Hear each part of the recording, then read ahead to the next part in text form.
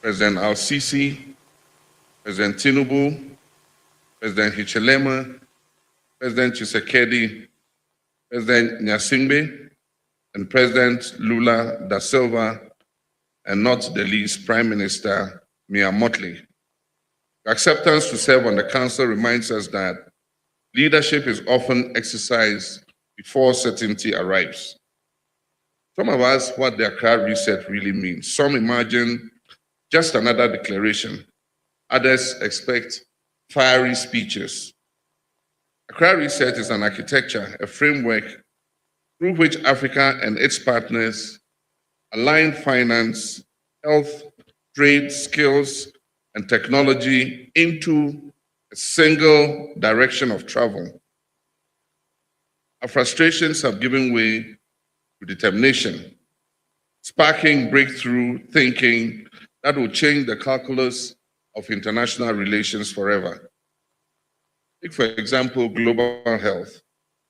For too long, our health systems have been seen as a drain on our budgets. Through the Accra reset, every finance minister now understands that health is the foundation of productivity and stability. I'm pleased to announce our high-level panel on reform of global health architecture, which is co-chaired by Professor Peter Piot, Honorable Budi Gunadi Sadikin, Chancellor Elhaj Asai, and Honorable Nisia Trinidade Lima. Reform will be grounded in knowledge of past failures while animated by future promise. On negotiating power, it is said that sovereignty depends on the people manning the gates.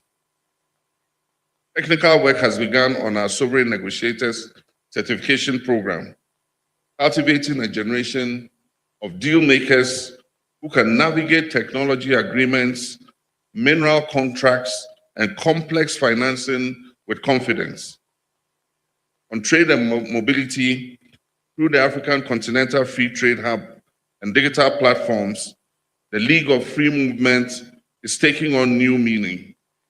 Our global digital skills passport will ensure that the qualifications of young Africans are recognized across platforms and across the world. On global partnerships, the new Bandung spirit is gaining expression. Exchanges with South Korea, Singapore, India, and Indonesia are opening pathways for technological learning and digital trade. AI is becoming embedded in our industrial planning and governance systems. Excellencies, there's a quiet truth we rarely say aloud. For years, Africa's leaders have been asked to choose between ambition and realism. The Accra Reset rejects that false choice. Ambition only becomes realistic when institutions align, when partners listen, and execution becomes a shared responsibility. This morning, therefore, is not a conclusion. It marks the beginning of a more disciplined phase in which ideas must prove themselves through delivery. We must commit to definitive decisions, one, on deal making, two, on health as a multiplier of wealth, on critical mineral supply and chain intelligence, on the repatriation of African sovereign foreign exchange reserves, and on digital skills passports. We've reflected enough in our meetings over the years, and it's time to commit. It's time to interlock our sovereign prosperity spheres. It is time to transform. This is the Addis reckoning. Thank you.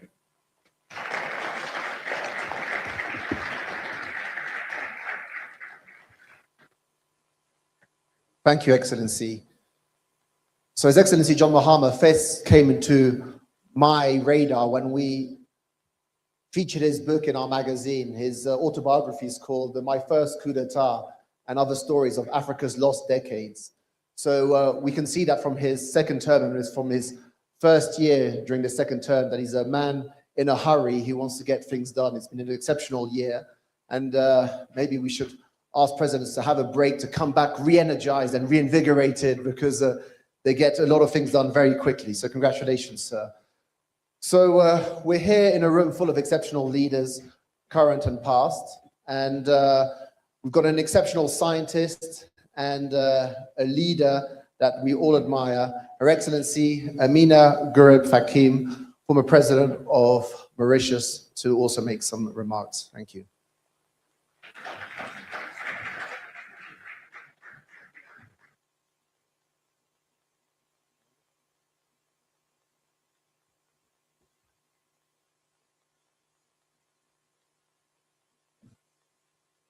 Good morning, Your Excellency President Mahama, President of Ghana, Her Excellency Mama Sirleaf Johnson, Excellencies, distinguished guests, ladies and gentlemen. I have been given a huge task because I have been asked to stand in the huge shoes of President Obasanjo. Because together with President Obasanjo, we formed the Circle of Guardians of precisely the Accra Reset. The Accra Reset was born last year in Ghana, rightly so.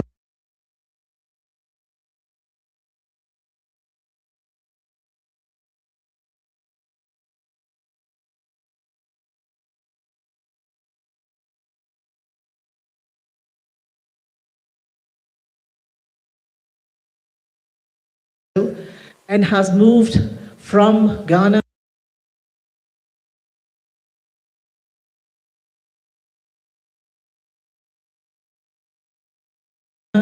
to the Mali. Africa must reclaim her sovereignty. And one area that comes to my mind, because it's a direct link to the Accra Reset, is the agriculture and the food sector. And this is where, again, Africa needs to grow what she eats and eat what she grows. That is one of the areas of sovereignty. The other thing that also what we're going to be discussing is we're operating in a world where there are, of course, huge global geopolitical tectonic shift, which the president has already alluded to.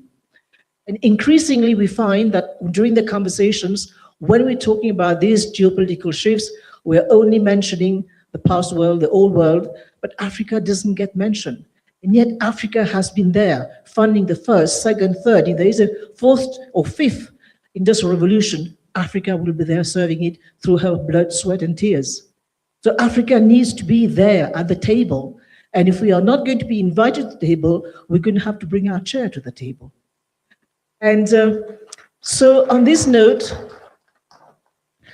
I'll have to say that we have to congratulate the leadership of President Mahama bringing this to the table, bringing this discussion, because sovereignty matters. Thank you, President. Thank you.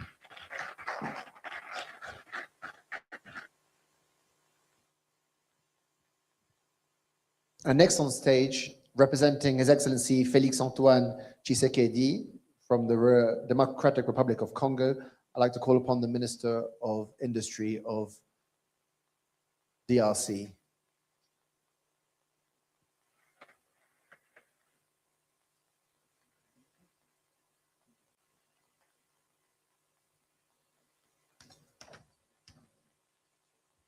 So the intervention will be in French, so if you can grab your interpreter headsets if you need them.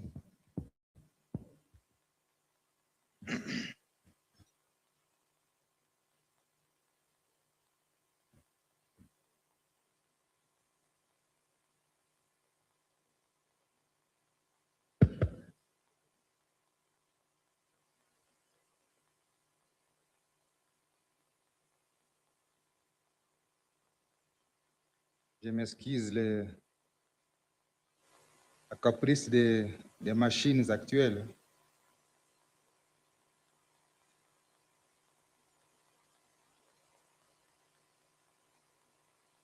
Excellences, Monsieur le Président du Ghana, Excellences, Madame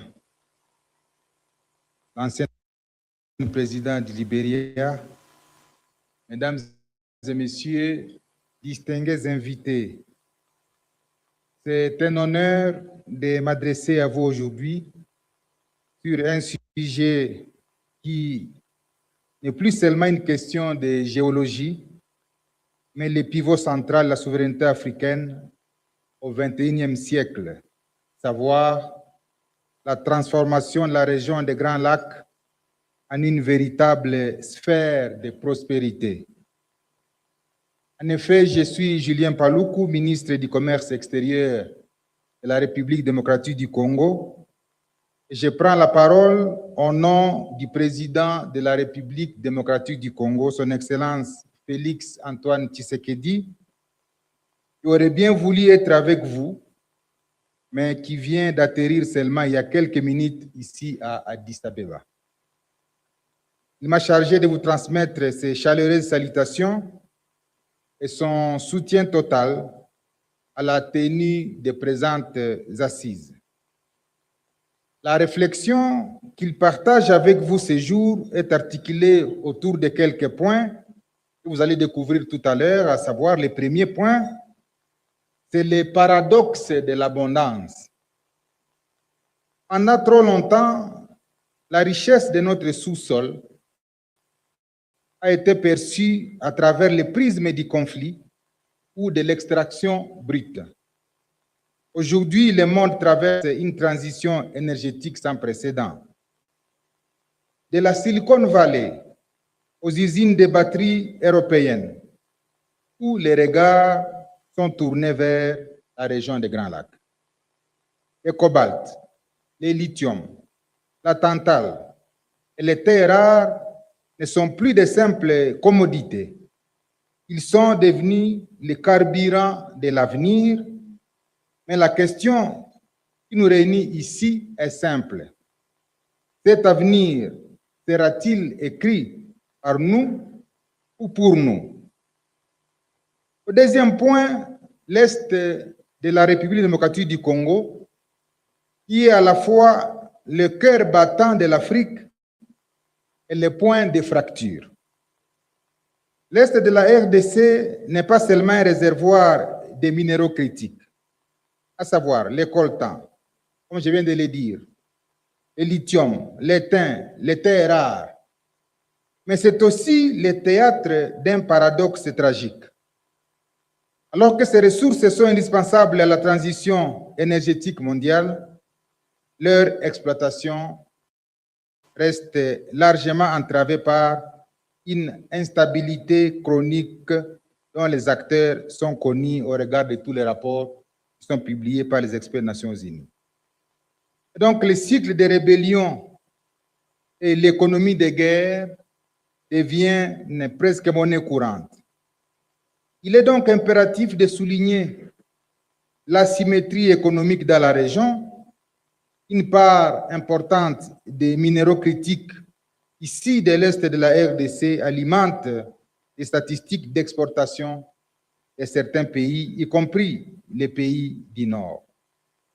Alors, trois piliers dans la refondation de cet environnement qui est macabre.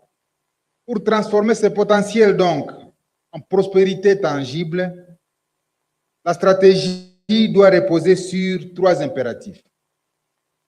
La première ou le premier impératif, c'est la valeur ajoutée locale qui passe par l'industrialisation de l'Afrique. C'est-à-dire passer de l'extraction à la transformation primaire et secondaire sur place pour stopper l'hémorragie des richesses. Le deuxième impératif, c'est l'intégration régionale et les infrastructures. Parce qu'il faut harmoniser nos cadres réglementaires et bâtir des corridors de transport transfrontaliers légaux. Le troisième impératif, c'est la diplomatie des ressources. En tant que détenteurs de ces ressources stratégiques, nous devons exiger des transferts de technologies et des partenariats équitables. Mais quelques recommandations pour terminer. Excellence. Le diagnostic est posé. Mais pour briser l'économie de guerre, nous devons passer d'une traçabilité subie à une certification de souveraineté. Voici donc quelques recommandations. La première, c'est de pouvoir renforcer les mécanismes régionaux de certification de la conférence internationale sur la région des Grands Lacs, qui doit être, ce certificat-là, l'unique passeport crédible pour nos minéraux. La deuxième recommandation importante, c'est l'urgence d'une bourse des minéraux de l'Afrique. Parce que nous pensons que la création d'une plateforme de négoce régionale est importante. Au lieu de laisser nos prix être fixés à Londres ou à Shanghai, nous devons centraliser nos flux certifiés pour influencer les marchés mondiaux. Donc la vision africaine doit être simple, et chaque batterie dans le monde soit le témoin non plus des conflits, mais d'une réussite africaine intégrée et transparente. Excellence, Monsieur le Président, pour que la région des Grands Lacs devienne une sphère de prospérité, nous devons rompre le cycle de la prédation. Cela exige la rupture des chaînes de financement occultes, la transparence des certificats d'origine et une volonté politique commune. Le cobalt, le lithium, l'or, les manganèses, les coltans ne doivent plus être des minerais du conflit, mais les piliers d'une Afrique forte, unie et maîtresse de son destin industriel. La prospérité n'est pas ce que nous extrayons, mais ce que nous construisons avec ce que nous extrayons. Je répète, la prospérité n'est pas ce que nous extrayons de nos sols, c'est ce que nous construisons avec ce que nous extrayons de nos sols. Je vous remercie.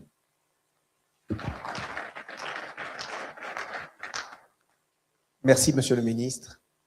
And I believe that the Democratic Republic of Congo is today trading itself as pays solution, so a country, a nation of solutions for Africa. And we definitely need a strong DRC for the continent to succeed. So we've heard the charge. Now the question is, how do we operationalize it?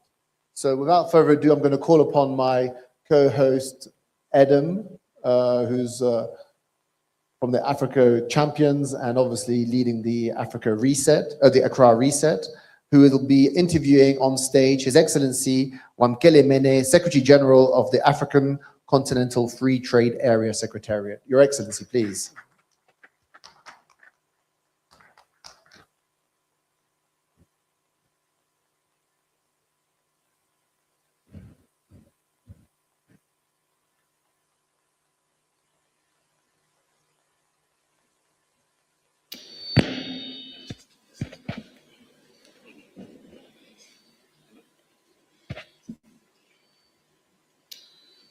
Thank you very much, Omar, for handing the baton to me. I have this distinguished privilege to have a quick chat with His Excellency Wamkele Mene, who is a household name everybody knows, the Secretary General of the Africa Continental Free Trade Area.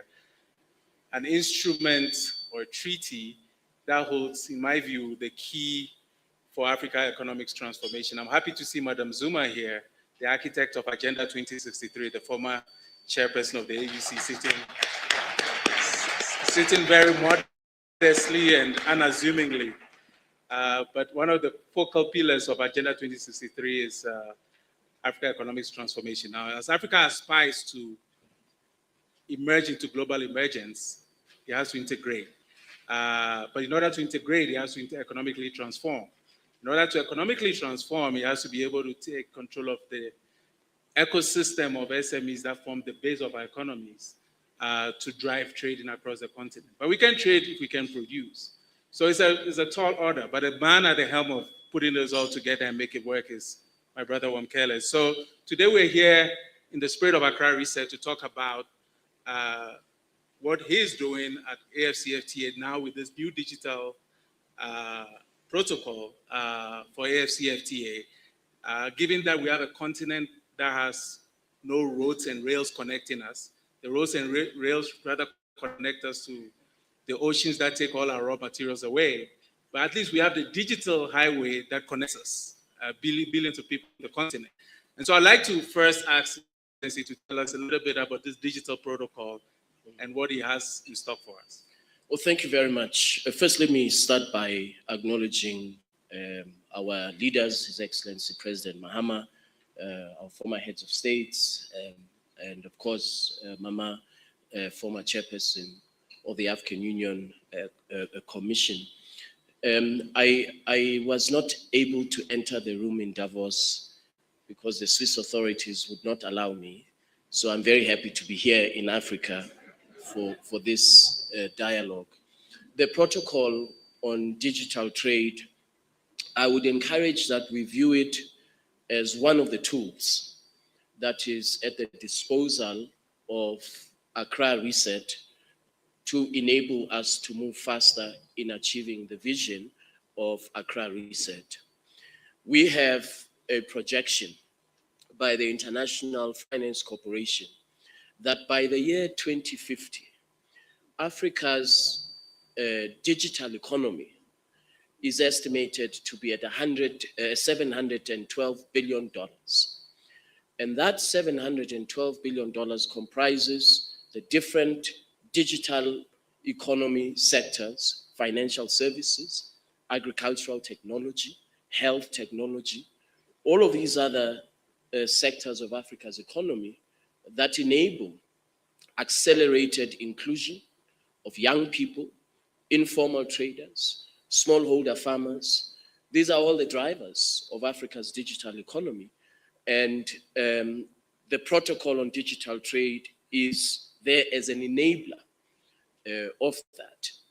One of the things that His Excellency the President mentioned in his speech is digital identities and how young people can access the job market through digital tools to trade also across regions of our continent.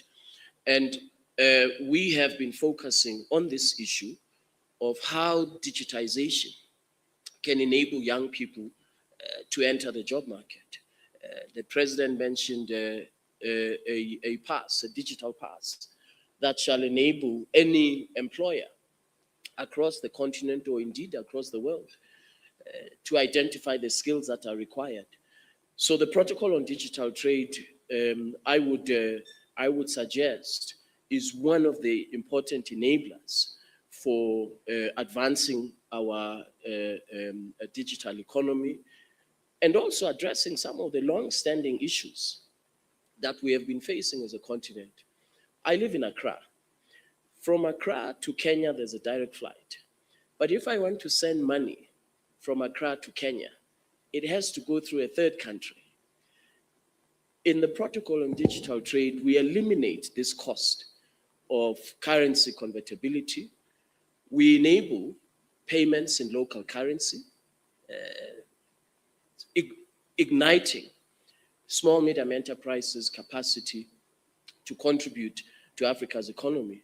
There is no reason why there should not be interoperability of payments in local currency.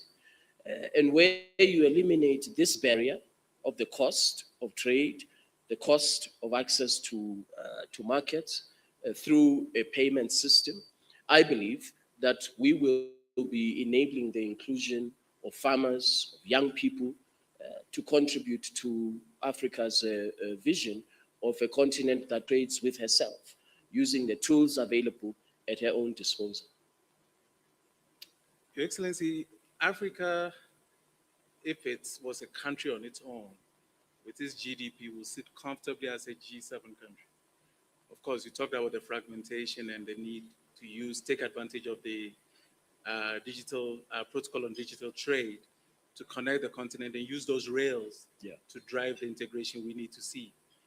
Now, you talked about the mobility skills passport as well, which we have so much youth who are unemployed, who have so much expertise and competences, but they don't know each other. For an SME to move his product from Nairobi to, say, Dakar, the process of just being able to know who to deal with, how to get the goods into the shop. The Indian SME can easily produce and get its products in Africa. The Chinese SME can get their products in.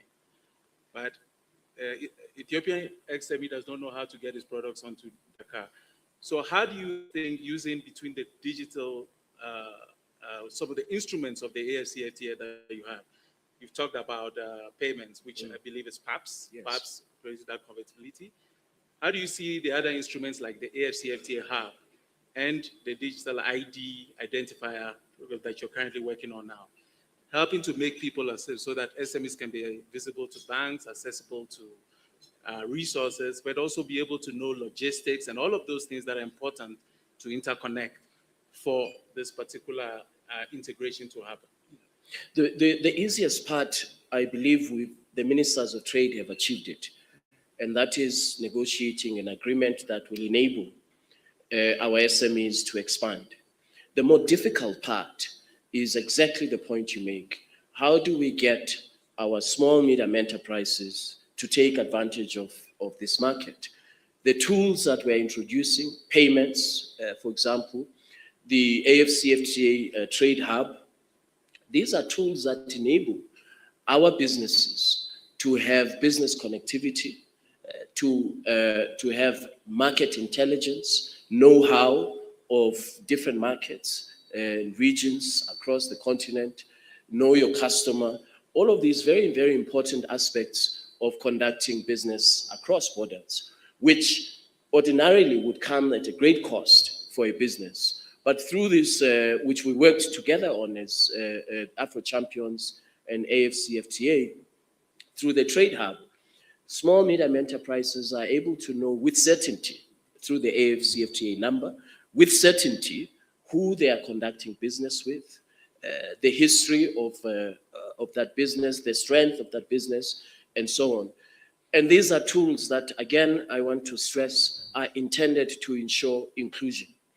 The big corporations in Africa don't really need us. They can get market access far easier. But the SMEs and the informal traders and the young people, this is where we must focus to ensure that they are part and they benefit from this significant market. So the AFCFTA Hub that we worked on with Afro Champions is very, very important in that regard. And we already see there are millions of SMEs that are onboarded on the AFCFTA Hub with the objective of enhancing market access across the regions of our continent.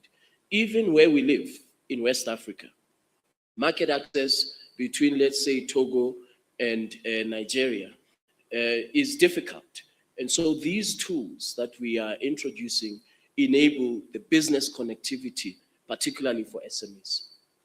I'm going to come to you for a panel, not a question, but a message for stakeholders that are here. We have presidents here, we have heads of, we have regulators, we have also business people, and of course, DFIs. I guess my question to you is if you had a message to give, because you've talked about how this connecting pieces, if you take connecting regulators across the continent, for example, whether it's customs regimes, food and drug agencies, if they are not interlinked, it will be very difficult for goods showing at the border to know where it's coming from. Each country has their own digital systems, but they are not integrated to digital systems across. And this is why the gateway and the hub is so useful. And then also being able to understand within the countries itself, if the digital systems are not integrated, then it becomes very, very difficult to connect with 55 countries. And so where do you see the stumbling blocks in getting this? Because you mentioned that this is very difficult, that's the difficult part. And what message do you have to? Is it the regulators? Is it the business people? I believe everybody has a role to play, but to make this kickoff, what would be your message to this gathering of committed Accra Reset compatriots for us to focus on going forward? Well, our leaders have set the vision.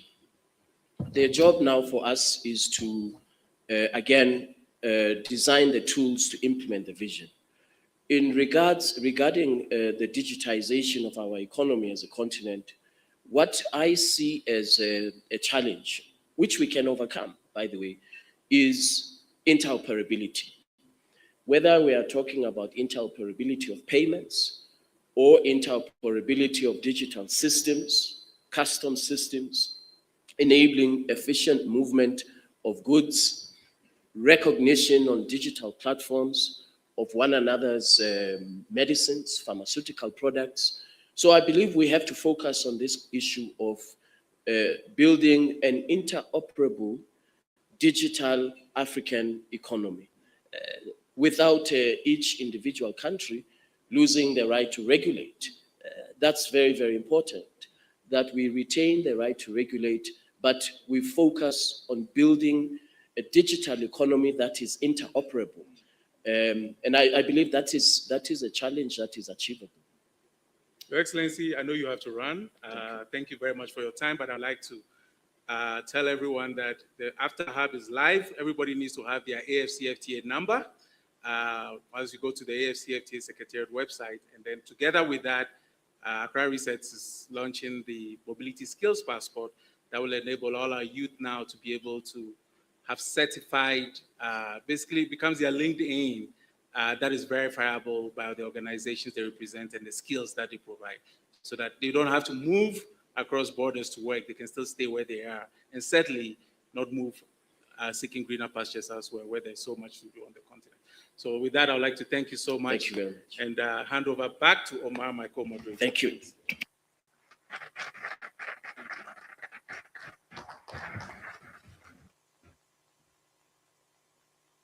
So the next segment is what we call global engagement. So Africa's new terms for global engagement, given the, let's say, the rupture that people are mentioning. So without further ado, I'd like to call upon His Excellency, the Minister of Foreign Affairs of Egypt, Mr. Abdelati, please.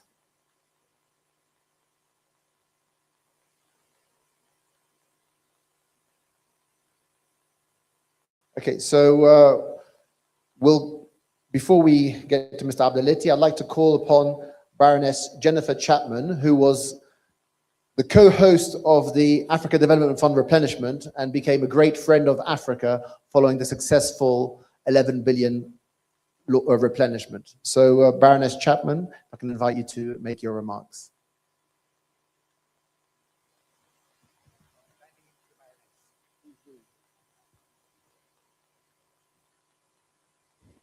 Good morning, everybody. Honourable President.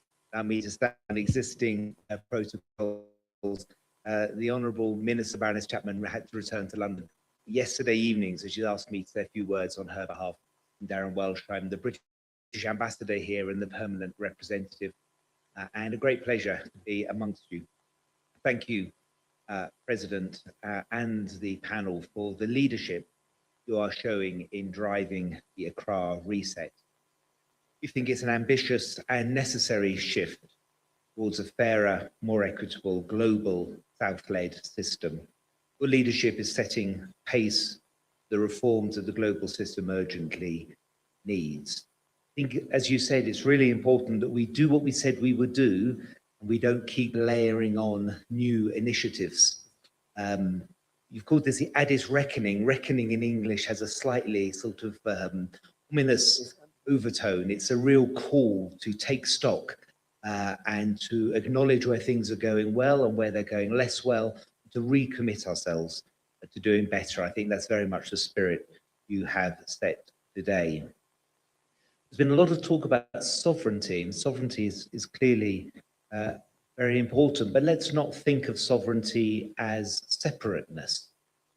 I think sovereignty critical, but it is the basis for collaboration as equal partners in respect, seeking mutual understanding and the greater good. And I think, Honourable President, we should be heeding your call for solidarity and alignment. That's exactly what we need. Recognize the agenda is very broad. We just heard about the Continental Free Trade Agreement. It is unacceptable, a tragedy, a waste that only 16% of Africa's trade is intra-Africa. The potential is massive to expand that. At the same time, of course, very pleased that African countries are able to access the UK markets duty-free and quota-free. So much potential expansion and to help meet Africa's ambitions for the prosperity, dignity of its people. Allow me to say a couple of words about global health as part of this broader reset, if you will permit that.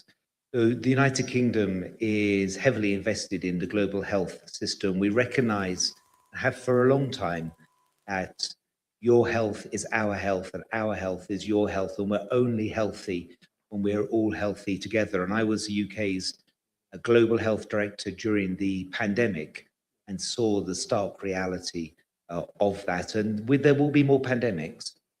That's a certainty. What's optional is how we work together to respond to those. So the UK is heavily invested in the global health architecture, and we have a vision for that architecture to be more streamlined, more effective, multilateral system that focuses on the things that cannot be done at national or regional level. We want to see stronger collaboration across global health institutions, UN agencies, and the international financial institutions, eliminate duplication, reduce fragmentation, and ensure that the investments we're making align behind your national priorities. So as you take forwards the reset, you have the United Kingdom's very strongest support in respect and partnership. Your agenda is exactly the right one. So let's work together to accelerate the delivery. The Honourable President said, it's time to reform. Thank you.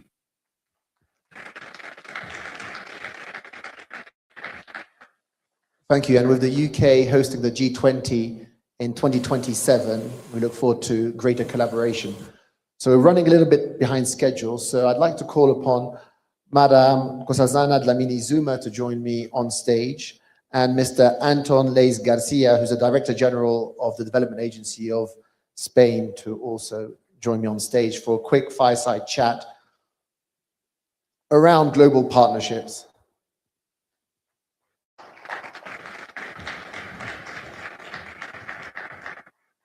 Madam, it's great to see you in your city, as they say.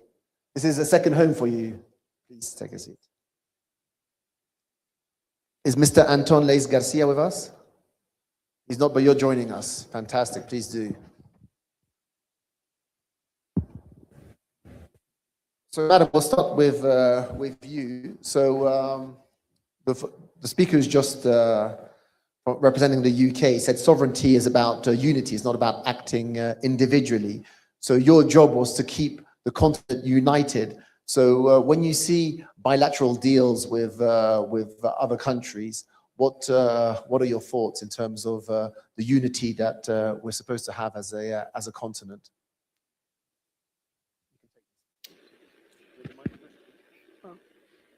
Thank you very much. Greetings to all, but especially to the President who has convened us here. I think Africa is at a point which Kwame Nkrumah said a long time ago, you unite or perish. I think unity now is not a nice thing to have, it's for survival, as far as I can see. So it's important that as Africans, we see ourselves together and work together. And it shouldn't be a problem to move from one country to the other. For traders, we have a big potential, as it was said that it's a shame that we're only trading 16% amongst ourselves. So we should be trading amongst ourselves before the global trading with the world. So for me, this fragmentation is a big problem.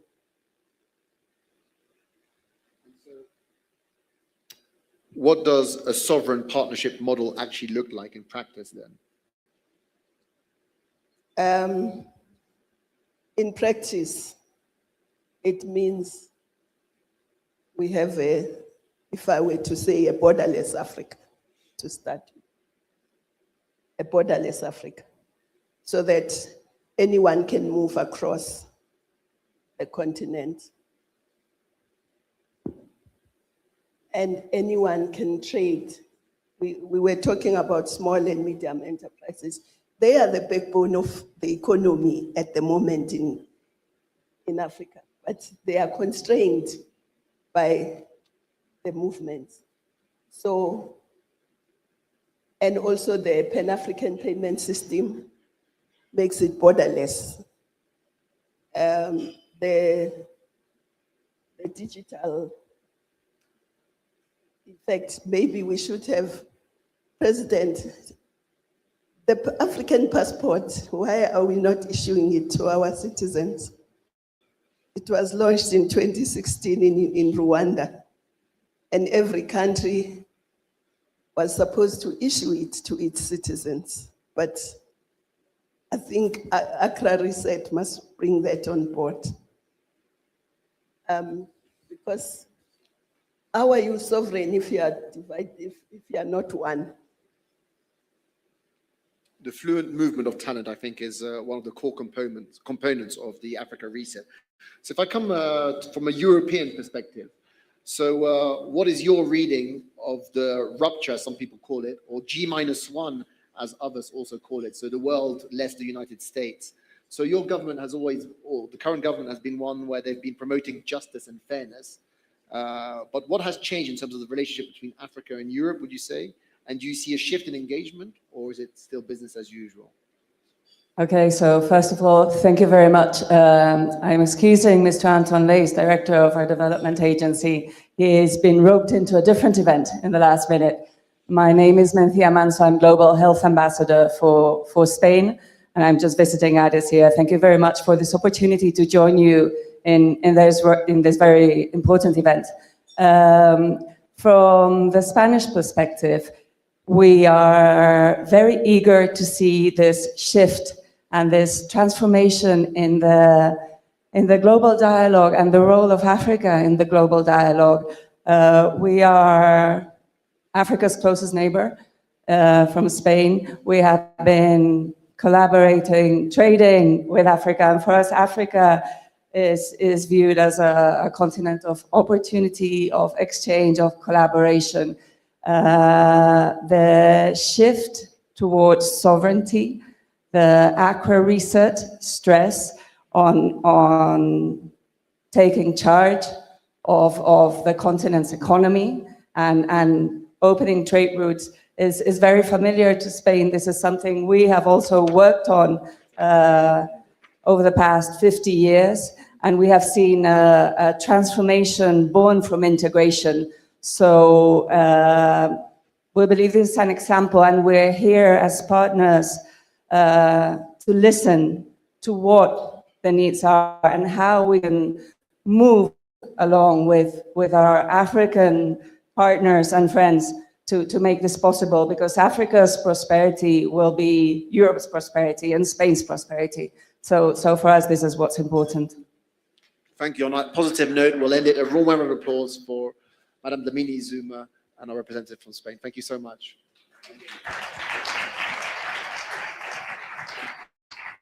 I'm going to pass on back to Adam. Thank you, Adam. Thank you, Omar. And what I am going to do is to just do a quick breeze in a town hall format, given that we have a little constraint on time, so that we can catch some of the quick highlights and allow our dignitaries to leave for the opening plenary. And in the process, I'll also be making special recognition to persons here as well who may not have noted. I think what I would like to do now, since we are still on the topic of global engagement, and since we have our co-chairs around of the high-level panel that the president announced President Mahama announced in Davos. So El Haj, see if you're here, I would like to invite you to speak. We have videos of all the other co-chairs, but we wouldn't have time to play them, so we'll have them on the website of both Accra Reset and also the Office of the President. So El Haj, would you do us the honor of saying some brief words on behalf of your co-chairs on how you see the general? Thank you very much. First of all, thank you very much, President Mahama, for the trust bestowed in us to serve as co-chairs, a role that we take with great humility, but at the same time with resolve and commitment and a sense of urgency as we hear the calls from the African people, particularly the young ones. They're calling for peace, they're calling for dignity, they're calling for better health, and they're calling for sovereignty and self-reliance. We are very heartened to realize that leadership is listening to the call, and that is the spirit of the Accra Reset. Listening to the call by putting in motion a movement of self-reliance and sovereignty that is not meant to be done in isolation, but in partnership. And the high-level panel, which I have the honor to co-chair alongside other distinguished friends and colleagues, will definitely work in that spirit to engage, with very important stakeholders, some of them already present here in this room: Africa CDC, WHO, the Global Fund to Fight AIDS, Tuberculosis, and Malaria, Gavi, just to name a few. But the engagement, will continue.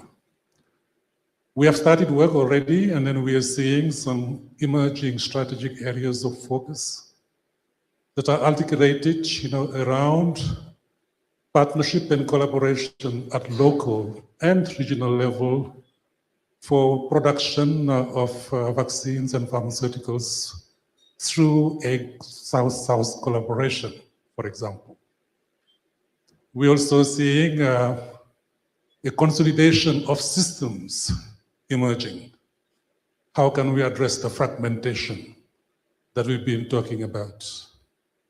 We are also seeing the necessity for alignment and partnership. And now, we will only answer one call from you. We are going back to work. And thank you very much. Thank you, Alhaji Assi. Alhaji Assi is the chairman of the Kofi Annan Foundation, among many other hearty words. I would like to welcome also His Excellency, former Prime Minister Dessalines, former Prime Minister of Ethiopia, who is one of the guardians of Accra Reset and also one of the patrons of Afro Champions. Your Excellency, welcome. Excuse just coming from the prayer breakfast. I don't know how you managed to get here before President Obasanjo. He's coming, okay. All right, so moving along, given that we would like to now quickly move to the aspect of, since we're still on global engagement, I'd like to bring Paulo Gomez and also our brother Deputy Speaker of the Egyptian Parliament, but also the CEO of Chairman of Cleopatra Group. They are to talk about the financing aspect. So Paulo, if you stand, we'll direct a mic towards you. Is he still here? Is Paulo Gomez still here? Okay, there he is. Paulo Gomez represents the Southeast Africa Chamber. They are doing some magnificent work on shipping, among others. And so when we talk about this global stakeholder engagement, Singapore is one of those countries that have joined the Accra Reset, along with Indonesia and others. So Paulo, can you just say a few words about some of the work you're doing now with relation to the collaboration between the South and Africa using the chamber? Thank you, Eden. Thank you, Mr. President. So I think, as Wankele said earlier, the vision has been set. And now I think the leadership has given us a set of roadmap. Our main challenge now as Africans is the sense of urgency and also implementation. And I think in terms of sense of urgency is that we need to take the opportunity of Accra Reset the leadership of the president to accelerate the execution.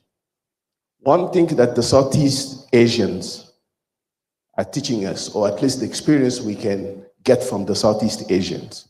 When I say the Southeast Asian, it's the Singaporeans, the Malaysian, the Vietnamese, is that they have a very, very strong sense of urgency in implementation. So our engagement with them has enabled us to focus on getting the countries and the players we want to have to move things. It will be difficult to have all Africans to align on implementation. So the lesson here is that even if you have 1 or 2 or 3 countries, and then you have a coalition of willing, you need to move. The rest will join. In doing that, the Southeast Asian also pay a very special attention to institutions and corporations. You need institutions to help you frame things, and you have corporations to help implement that. If you look at West Africa, and I think you'll be part of the process, you see the role, for example, that AFC is playing in terms of the financial institutions in West Africa. If you look at what ASCA is doing in terms of airlines, and you see the experience of having Ethiopia airline with other African countries, the rest is history. You see now how the issue of traveling has been much easier in West Africa. So those are the lessons. I think sense of urgency, start with the group of the willings, the coalition of the willings, put institution in place to support the corporations, the company you need for execution. So those are the messages that I would like to give. Thank you, thank you. Mohamed Abulani, in 1 minute, can you stand and yes, in 1 minute, just in 1 minute. How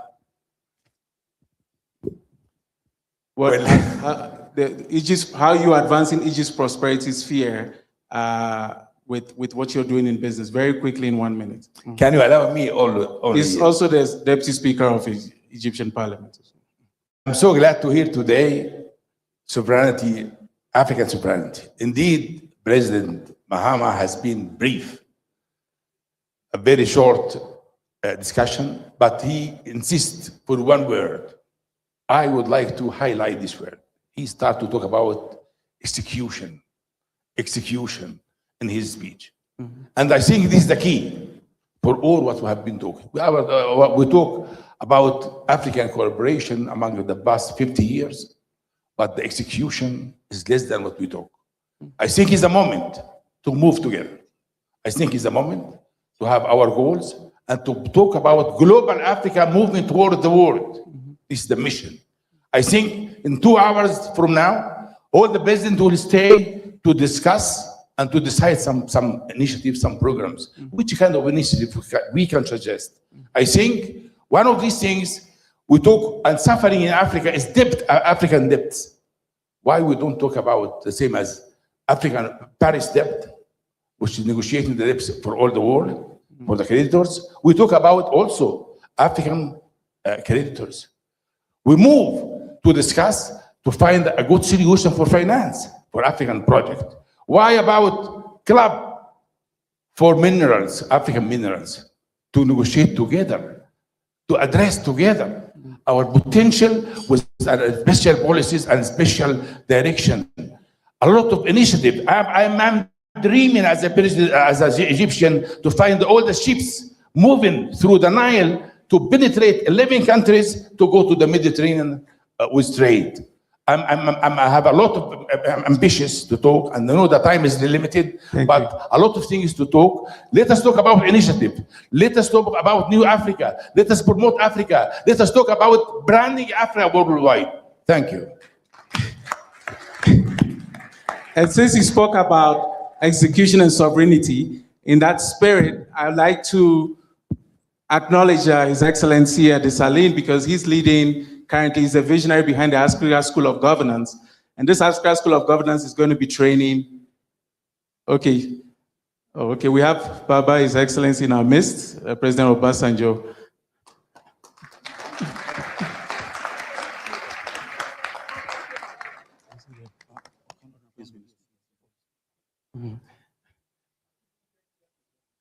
I asked him the same question, Baba. But you know, this is his home, so he has short corners. He knows how to. You know.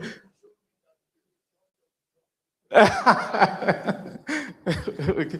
So Prime Minister, former Prime Minister Desalegn is leading the Africa School of Governance currently, and President Mahama spoke about the negotiation capacities. So what the Africa School of Governance is seeking to do is to work with countries and train them to have this high levels deal negotiation capacities that we'll be discussing in the future.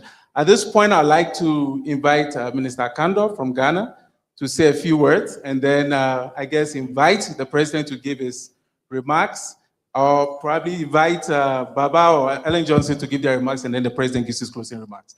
Yeah, thank you, my brother. But before you come, or when you are done, I need to acknowledge a few people who are here, because I see Mark Dybel, I see Rockefeller Naveen, and many other amazing people who are here that are hiding. So, Mark, could you raise your hand, please? Naveen? Is Naveen here? I see Taj from Africa CDC. So, Mr. President, you have your whole partnerships of Accra research teams here. And so I'll hand over to the minister, and then, of course, thank you.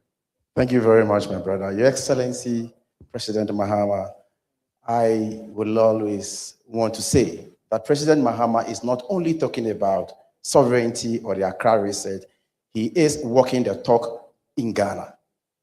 And because I am the minister responsible for health, I would want to restrict myself in the health sector. Since the president took office, a lot of reforms is taking place in the health sector. And we are taking our destiny into our own hands and, investing in the health sector where it is needed most. And I'll share one example with you. We have what we call national health insurance in Ghana. And the national health insurance was capped. It's as a result of payment of levies. And the capping amount was, deposited in the consolidated funds. Since the president took over, he says, no, we'll have to invest whatever we take in the name of health in the health sector. And so we raked in not less than $350 million in addition in the health sector. And as I speak to you now, he's tackling the most important aspect in the health sector. For example, the NCDs are killing the people at an alarming rate. In fact, about 42% of our mortalities are attributable to the NCDs. And therefore, he said, look, we are going to establish another fund to take care of the treatment of non-communicable diseases. And so when you come to Ghana today, we have the Mahama Care, which is fully in motion. Not only that, as part of our effort to achieve the universal health coverage, he says, look, since everybody is contributing to the national health insurance levy, Ghanaians deserve the basic benefit. And what is the basic benefit here? At least everybody must enjoy what we call free primary health care.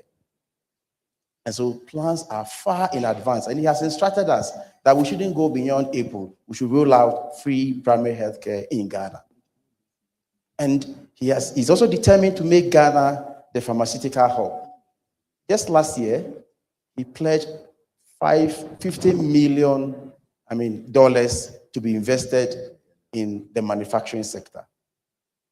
And in Ghana, as you all know, we have the robust regulatory agencies. Our FDA is at maturity level 3. We have the National Vaccine Institute. And as I speak to you now, at least Atlantic Life Sciences, one of the leading manufacturers, has produced the anti-snake venom serum.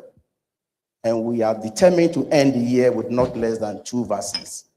And so a lot is happening. And I believe that as a continent, we must take our own destiny into our own hands. We have the market, and we must be determined to change the narrative. I thank you for the opportunity.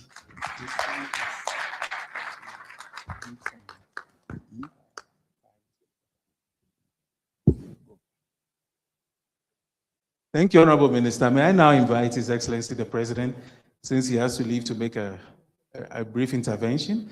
And I believe you would hand over the baton to the able hands of Her Excellency Baba and our mother, Salif Johnson. Oh, Johnson Salif. She always reminds me. Okay.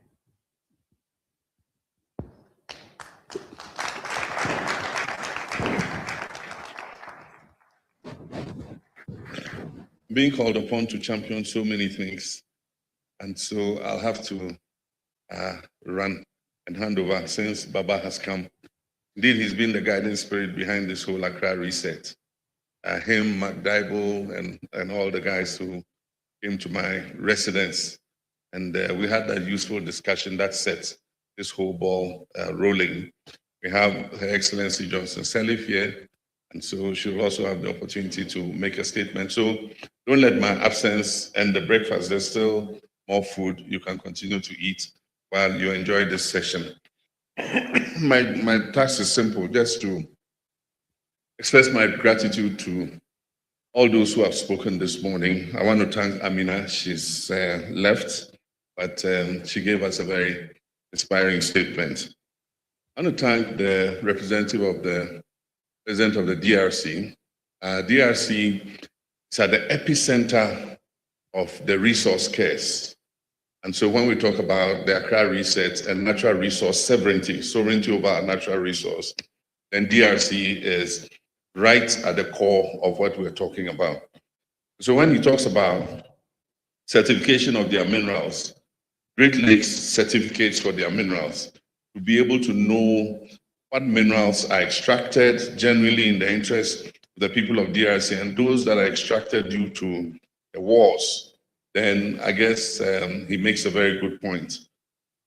The world has closed its eyes to the carnage in DRC because it needs the coltan, it needs the tantalum and all that to do all the digital devices and systems that we have. But I guess he made a great point then, and we should look at it. Wamkele also brought in the dimension of the African free trade area, especially with digital payments. One of the issues he raised was, why, as an SME in Accra or Ghana, I want to export my goods to my compatriot in Kenya, and yet I must take my local currency and change it into some third-party currency, and then it's changed again to pay my colleague SME in Kenya. And so the Pan-African payment and settlement system is a thing whose time has come. And with urgency, I should be able to ship my goods to Kenya and get paid in my cedis rather than in some foreign currency. And so that's something we need to work on. Aside from that, the logistics of moving goods from place to place, I believe it's beginning to change. It's not that hopeless. Like our brother said, Paulo, you know, the work of ASCI in West Africa is connecting almost all the cities in West Africa to each other. You can catch a flight now any day on ASCI to Liberia, to Guinea, wherever you want to go in West Africa. And you can join the long-haul flights to South Africa. Ethiopian is doing a great job servicing almost every country. Several years before, it wasn't like that. I have a friend who, there used to be Air Freak. I mean, he was going to Gambia, and he checked in, and they took off. After several hours delay to Gambia, his bag came, and he stayed there for a week. His bag never came. He had to buy new clothes. He arrived back in Accra to go and complain about his lost bag, and they were loading his bag onto the flight to Gambia. And so he says, that's my bag, that's my bag. And so they took it out for him. Things have progressed. There are now reefer vessels taking cargo that arrive in Tema and redistributing them all along the west coast from Dakar to Douala. So I guess that the logistics will come once the supply and demand is there, the logistics will follow. There's a new ferry service being advocated by the private sector to service the west coast of Africa. So take trucks and cargo from Accra to Apapa in Lagos, from Apapa to Monrovia in Liberia. And I think that all that would improve the logistical situation. Baroness Chapman, this representative, the ambassador, the high commissioner, has said something profound. He says, when Africa prospers, Europe prospers. And that's true. Africa's prosperity is not a threat to anybody in this world.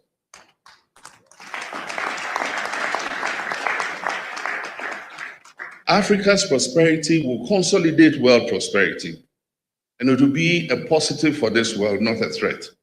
And so we want to thank Barrister Chapman for those kind words. Al-Hajj spoke on behalf of our stakeholders, and we're happy that they are sacrificing their time and effort to join this great movement to create prosperity for Africa.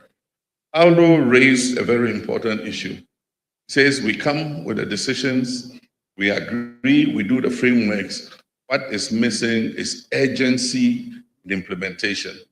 Urgency in implementation. We take time and we behave like time is waiting for us. And so Accra research is a good idea, but let's implement urgently. If parts of the continent are not ready, let's have a coalition of the willing who move this as fast as possible and let all the others follow and join. Let me thank Egyptian minister for the very inspiring words he said. It transported me back to Kwame Nkrumah's time. Like he spoke, like a true Pan-Africanist. I thank you very much. There are issues, and I'll just give one example from Ghana. Just before I left, we have a crisis in our cocoa sector. We set a producer price for the farmer. At the time we set the price of cocoa on the international market was 7,200. We have a policy in Ghana where we give the farmer 70% of the world market price. The other 30% is used for administration, to supply fertilizers to the farmers, to provide scholarships for their children and all that kind of thing. The CD's value was 11.5 CDs to $1. After we set the producer price, the world market price has declined to 4,200. The CD has appreciated in value to 10.7 to the dollar. So suddenly it means that for every ton you buy at the producer price, you have a gap. And so we'll be losing. And so we held a crisis meeting and we took decisions. And one of the major problems is that to buy cocoa from our own farmers, we rely on funding from outside. And you know what the collateral for the funding is, our own cocoa beans. So you have to collateralize the beans to the financier, buy the beans and just ship them, and they pay you the international market price. So one of the key decisions we've taken is that we're going to stop foreign funding for the purchase of our cocoa. We are going to raise domestic bonds. We have enough CDs in Ghana to pay for our cocoa. We're going to raise domestic bonds, buy our own cocoa. We don't need to collateralize the beans. I know the interesting part. We have the capacity to process 400,000 tons of those beans, processing capacity in Ghana. But because the beans are collateralized, we cannot even allocate those beans to the local processors. We have to ship all the beans outside. Now, if we buy the beans ourselves, we can take 400,000 tons out of the beans and give to our local processors to add value. That is what the Accra research is about. I say by 2030, there are not going to be any raw mineral ores leaving Ghana. You're not going to ship manganese ores out of Ghana raw. You're not going to ship bauxite ore out of Ghana raw. You're not going to ship iron ore out of Ghana raw. You must process all that locally. That is the only way we can provide opportunities for our young people. Our young people are not as patient as our generation. They want to see that progress and prosperity today. And that is why Accra Research has that urgency that we need to implement in order that we stop our young people from braving the dangers of the Sahara and the Mediterranean to try to get to Europe to look for opportunity. And so I want to say thank you to all of you who found time to attend. And as we said, this is the Addis reckoning. From Addis, we must stop the talking and we must start implementing. Thank you very much. I think Mr. President deserves a louder round of applause.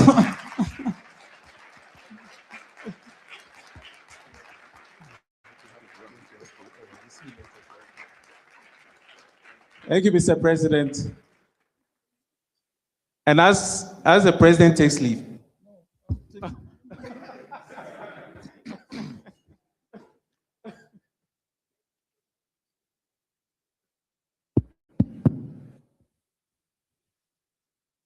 please be seated. After President John Mahama has spoken, and I thank everybody. That should have been the end. That I will never allow the end to be the end when the end has not been the end.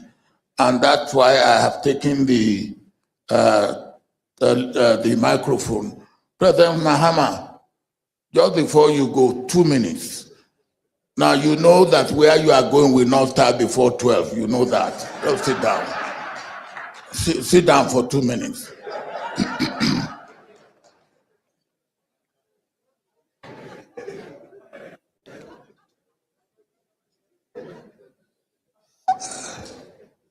I have 4 things to make. I have 4 points to make. Just 4 points. President yes, now this is a retired general. No. 4 points. I want to thank you most sincerely because people don't know how much effort you have put into this. I want to thank you most sincerely for the effort you have put into this. Accra said is to get us to know and to do what we should do for ourselves. Now, and when I came to you, you said to me, look, the trailer of the economic morass that you have taken over, you don't want to take over any other trailer. I said, no, I'm not giving you another trailer. I'm only putting a suitcase in your existing trailer. Carry it along. And you agree to carry it along. And you are carrying it along very, very admirably. I want to thank you for that.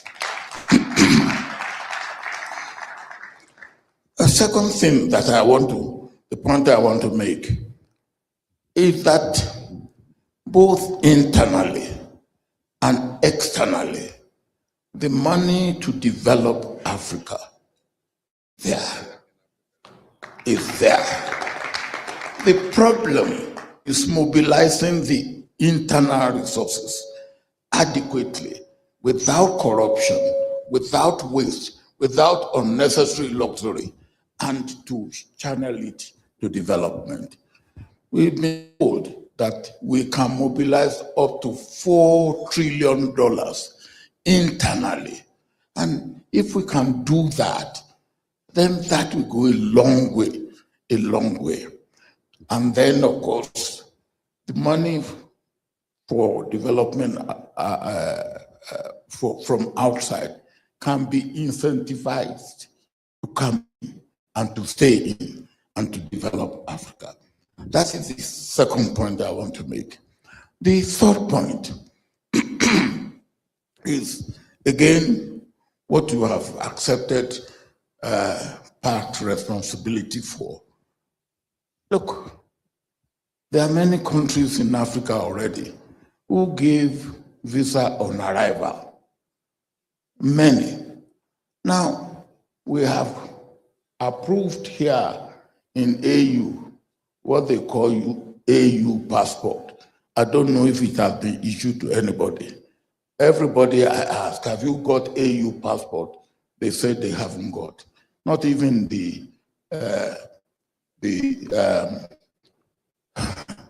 not even the chairperson of the AU Commission. He hasn't got the AU passport. Now, the point is this. We can get those countries that give visas on arrival. Why don't they come together and make themselves what you yourself, President Mahama, called League of African Free Movement Countries, and then agree to give among themselves. And we have identified about 12 of them who must be willing and ready, and let them abolish visa among themselves and be able to. And then within 2 or 3 years, 30 or more other countries will join them. Let us start and then go on. and then you have free movement of people, then you will have free movement of goods, and then of course, goods and services and free movement of fund. And you talk about that.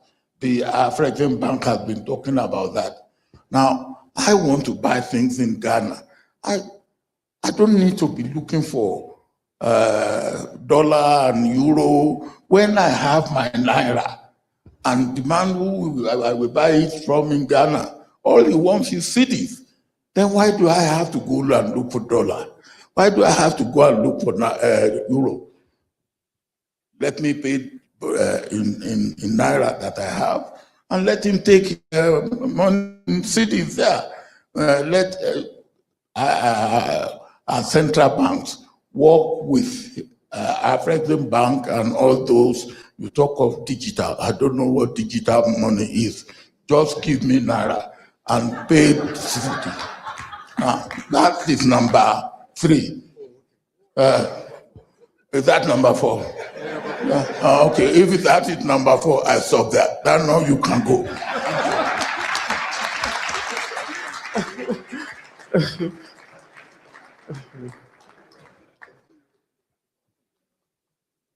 So as His Excellency the President takes leave of us, we'll invite President Obasanjo back. And please, there's a lot of breakfast around, so I hope you made time to get some food. So what we'd like to do now,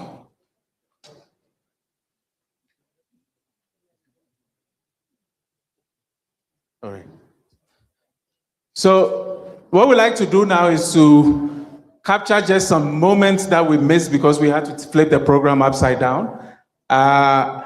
We had talked about the whole global health architecture and the work that the panel are going to be doing.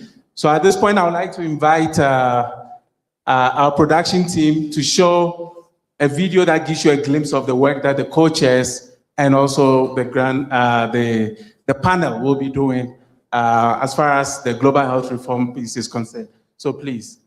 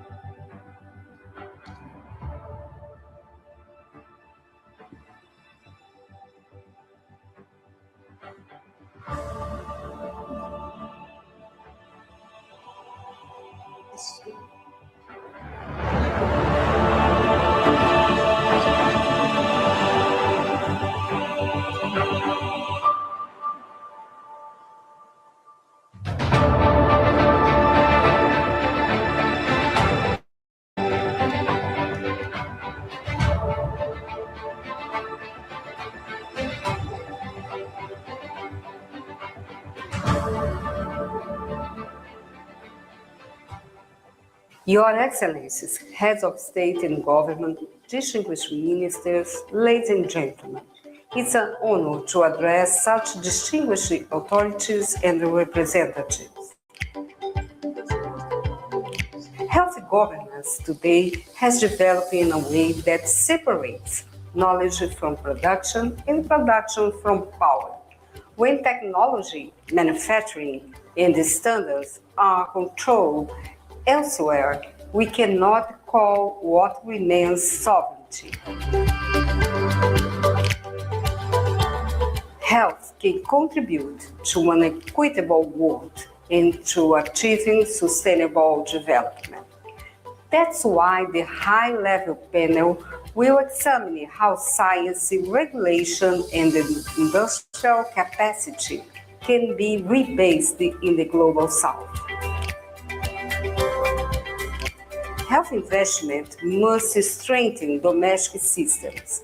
Without a more symmetrical distribution of productive and innovation capacities, the growing concentration and monopolization of health will render national and global responses based on universality and equity. Firmly committed to this agenda. Since the beginning of President Lula's current administration, the health economic industrial complex has been revitalized, with one of its flagship initiatives being the development and production of an innovative dengue vaccine. This commitment is also reflected in Brazil's presidency of the G20 and in the launch of the Global Coalition for Local and Regional Production, Innovation and Equitable Access. South-South cooperation, aligned with principled global partnership, can redefine global health. That's how health becomes a multiplier of national prosperity. The question is how to do it. The answer is within reach.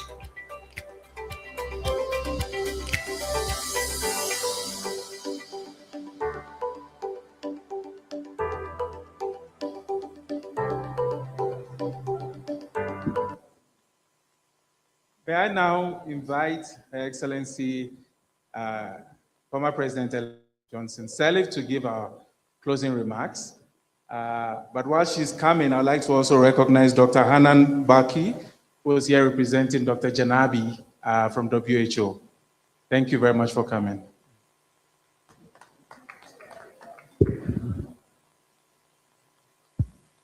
Use the mic. Yeah, thank you. Thank you, Eden. I'll do what President Obasanjo did. Our dear Baba, he stood right here to talk, and I think I'll just do the same and be very short, knowing the time.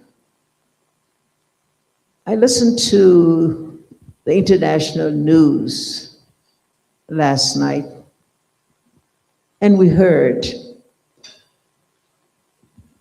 that the Secretary of State of the United States said the international order of rights has ended.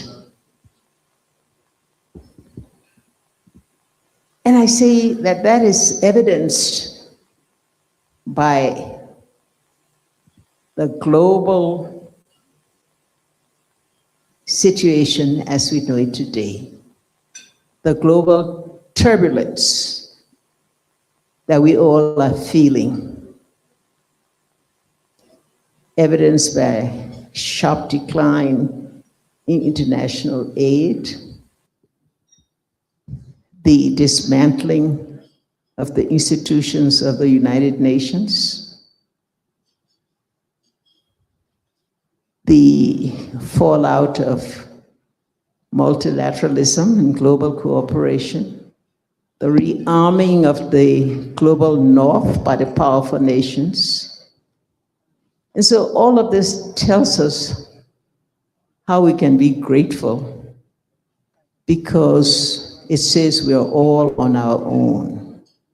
Every nation, every region, every is on their own. And we're grateful to President Mahama, because the crisis of the international order says it's time for Africa to be on its own. And that's what President Mahama is doing when he talks about the Africa reset and Africa renegotiation. My task was to launch, or is to launch, the Sovereign Negotiation Initiative. That initiative seeks to look into the program that will look at the three major objectives of the reset. The first one being a sovereign economic transition through the financial architecture. And we know that on that, our G20, where African nations have a major part to play, has long been talking about the scale for the support of African economies. We know how long they have argued for having the reserves of Africa held somewhere else, and the margins of return on those reserves are so small that the negotiation to do this is long, laborious for so long. And so we also know that the second part of the second objective of the reset is to ensure the advancement of health of institutions. And that is so important. The advancements of borders to ensure that our regional efforts through the Africa CTA and others will be able to be more vigorous, more effective, more achievable. So the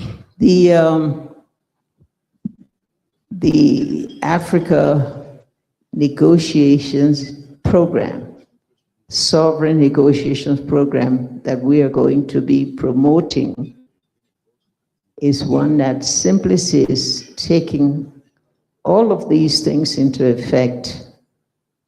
They're negotiating for matters relating to health, matters relating to trade, matters relating to our extractive industries, which has always been discussed, are going to be that which turns through our effort, carrying our seat to the table with equality, is going to enable us to be able to turn our aspirations into realities. Thank you very much.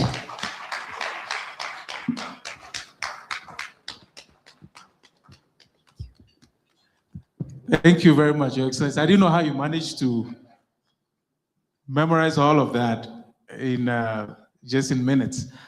At this point, Your Excellencies, I want to thank everyone. I'm just going to look around the room again. I see Dr. Ahmed Ogwell, who is Presidency of Village Rich, who is here. He has been with us since the beginning, from Accra Reset. Before he became Accra Reset, when he was the Africa Sovereignty Summit that Honorable Minister Kando hosted with President in Ghana, which gave impetus to this movement called Accra Reset. So, Dr. Ogwell, thanks for coming. I have to go back and say a special thanks to Naveen and Mark, who have been so modest, don't want to be seen or heard. You heard President Mahama talked about that very interesting meeting in his house in July, I believe it was, or June, when he took the mantle to lead this initiative. Mark was there with us. Mark is former director of Global Fund, as well as also, and who knows, we might find him back there again. And also at Georgetown University. And Mark, thanks so much. Mark is leading in support of Accra Reset, an initiative called the Communities of Practice, which the President was going to talk about in his closing remarks, but we'll have the speech online. Communities of Practice is a very powerful instrument for understanding what countries want in order to drive the sovereign aspects of Accra Reset. Countries must lead. We must take advantage of innovation and technology, and we must foster public-private partnerships. So thanks, Mark, with the strong support of Naveen from Rockefeller, Vice President of Rockefeller, and his team, William Asiko and others. I see Ambassador Lazarus Kapambwe and Bazu, who are doyen, as they say in French, of Pan-Africanism, who worked very closely with Madame Nkosazana Zuma at the AU when Agenda 2063 was still in its or before it was even incubated or conceived. It eventually was born here in this very same Addis Ababa. And we're happy to continue to rely on your support and your inspiration. And since President Chilema is also a member of the Presidential Council, we'll be working with you, and of course, South Africa as well with Bazu. Bazu now is doing business. He now runs Anglo, so he's no longer a diplomat. Who else am I missing? I know we have a lot of partners in the room. Some have left already. But at this point, I would like to, if Minister Kando doesn't have anything to say. Yes, I already acknowledged our sister from WHO. Has she left? Did she leave? Okay. WHO has left. So I think it's, oh no, but I know I might get in trouble for acknowledging this person because they don't want to be, they want to be felt, but not seen or heard. But with the power of the microphone invested in my hands, I'm going to thank Toko from Gates Foundation. Toko, is Pauline still here or is left? Okay, so Gates Foundation has been a very silent supporter of the Accra Reset Initiative. And so I'd like to thank them very much for being here and to continue to give us support. I see the Pandemic Fund in the house as well, representing Priya. And who else am I seeing? I see Kwesi Pratt, who is my brother from Ghana, who normally doesn't appear in pictures, but we are privileged to have him here with us. So thank you very much, everyone, for coming. Sorry? The minister? Is he gone? Okay, minister is fine. Okay. Thank you very much. I'm sorry. Oh, Didier, how can I forget Didier Akwete? Didier, you have to stand for everybody to see you because you're so modest. Didier is also, is currently with Africa Development Bank. The president was supposed to be here, but he was held up in another engagement. And so we're happy to have Didier here. Didier is a very, very powerful brain for driving human resource on the continent and also driving SMEs who are the base of our economic integration agenda. I see Zama from Wellcome Trust. So again, pardon me if I left anyone out. You're all distinguished fellows, and we're so thankful that you're able to join us here at this reckoning of Accra Reset. We'll see you in the next journey along. That will take us probably through the World Health Assembly, the spring meetings, World Health Assembly, and hopefully to the UNGA in New York. Thank you very much. Lovely.